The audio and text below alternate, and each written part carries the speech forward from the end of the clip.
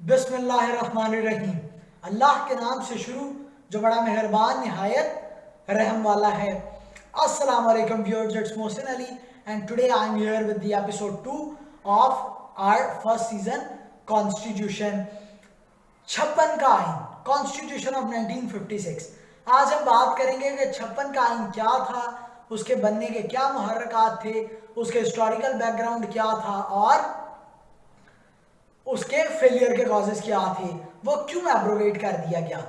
तो first of all हम देखेंगे कि 56 तक हमने कैसे कंट्री को चलाया, क्योंकि हमने अपनी पिछली एपिसोड में देखा था कि constitution is necessary to run the state and it tells us, it says, it gives us the method to run the state. So अब हम इसको देखते हैं। सबसे पहले जब पाकिस्तान आज़ाद हुआ हमारे पास कोई कॉन्स्टिट्यूशन नहीं था।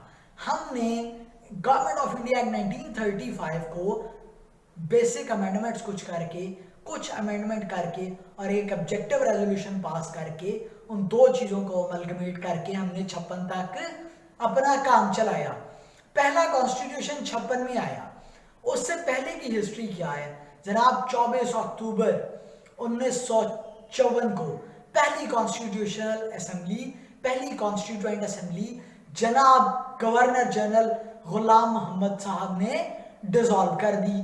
उस पर एक बहुत मशहूर केस है मौलवी तमीजुद्दीन खान, उसे भी हम आने वाली एपिसोड्स में ज़रूर देखेंगे।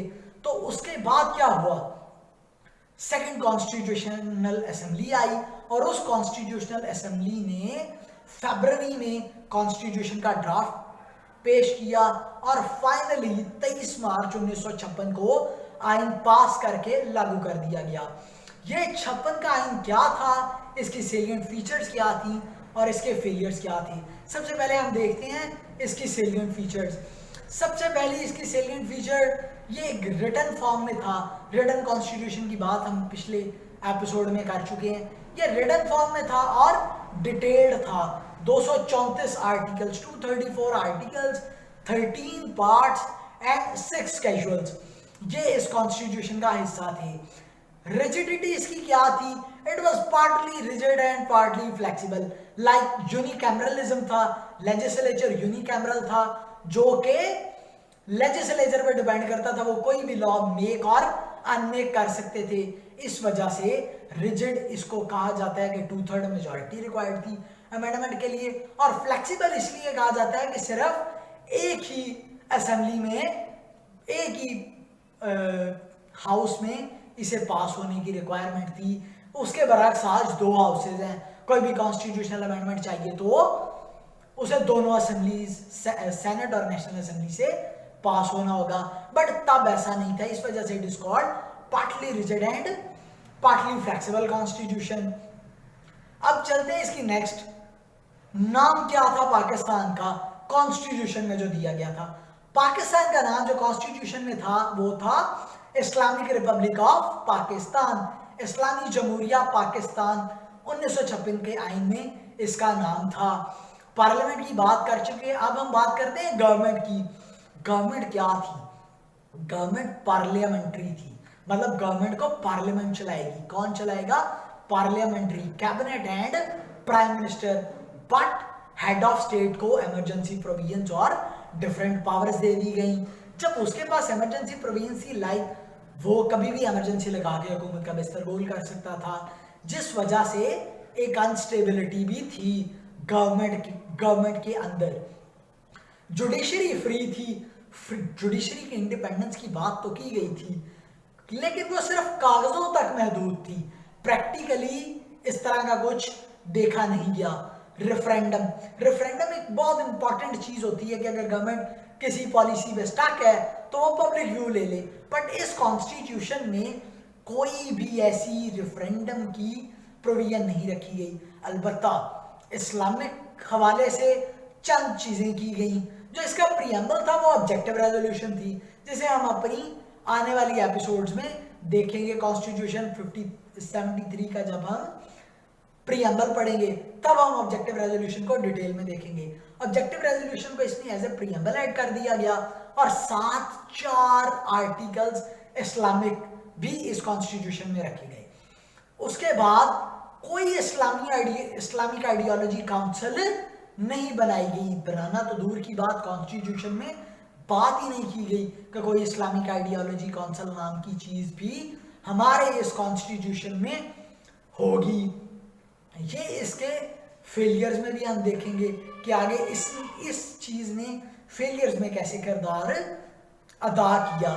और इसके साथ ही इसमें रूल ऑफ लॉ की बात तो की गई, लेकिन वो रूल ऑफ लॉ था या नहीं ये हम फेलियर्स में देखेंगे।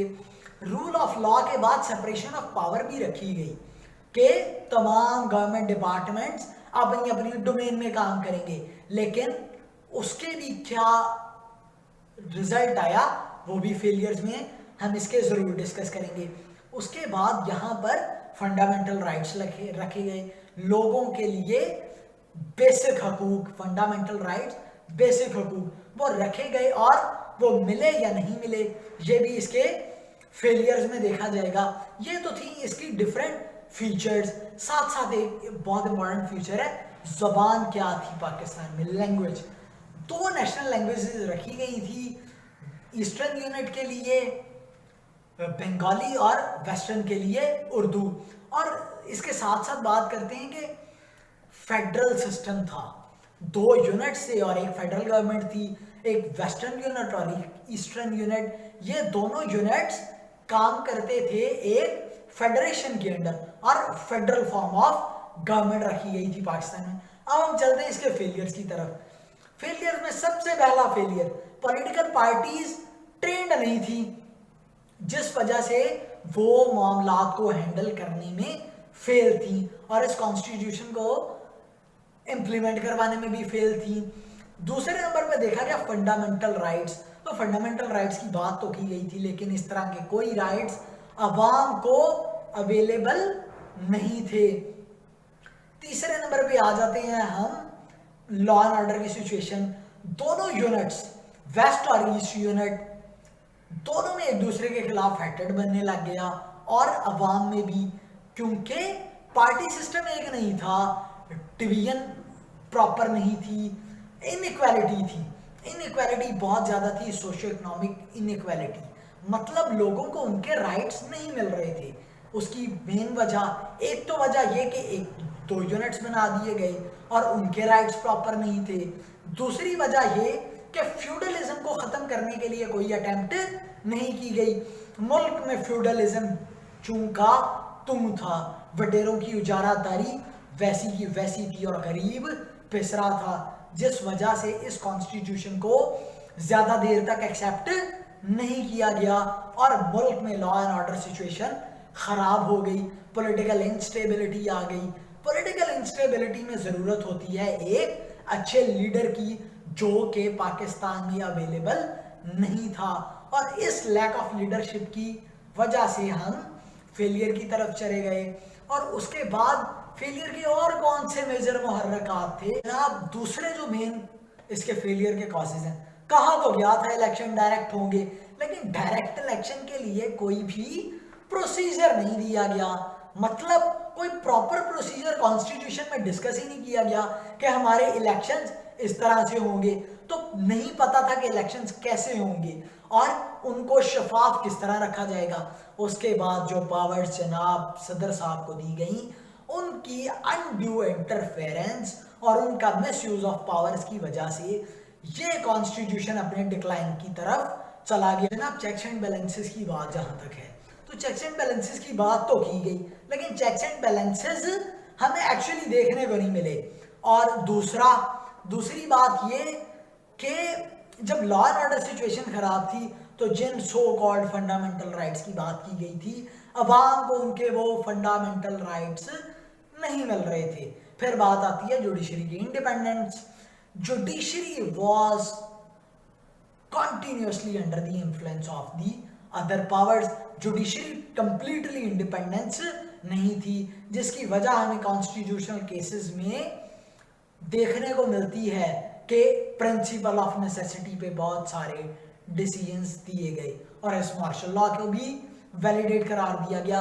7 अक्टूबर 1958 को सिकंदर मिर्जा जो सदर और गवर्नर जनरल थे, उन्होंने मार्शल लॉ लगाकर इस कॉन्स्टिट्यूशन को एब्रोगेट कर दिया।